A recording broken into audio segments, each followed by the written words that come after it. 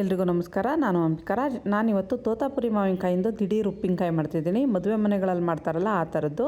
ಒಂದು ತೋತಾಪುರಿ ಮಾವಿನಕಾಯಿನ ತೊಳೆದು ಒರೆಸ್ಕೊಂಡು ಸಣ್ಣದಾಗಿ ಕಟ್ ಮಾಡಿಟ್ಟಿದ್ದೀನಿ.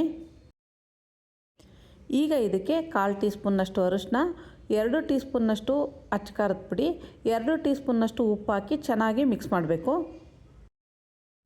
ಇದು ನಮ್ಮಲ್ಲಿ ಮದುವೆಗಳಲ್ಲಿ ತುಂಬ ಮಾಡೋ ಅಂಥ ಉಪ್ಪಿನಕಾಯಿ ಮಾವಿನಕಾಯಿ ಸೀಸನ್ನಲ್ಲಿ.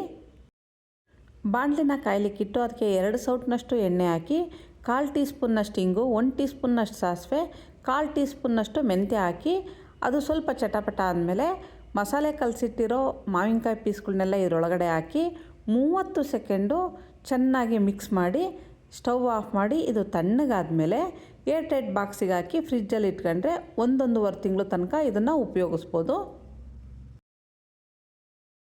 ಇದರ ಡೀಟೇಲ್ ವಿಡಿಯೋಗೆ ನನ್ನ ಯೂಟ್ಯೂಬ್ ಚಾನಲ್ಗೆ ಭೇಟಿ ಕೊಡಿ. ನಮಸ್ತೆ.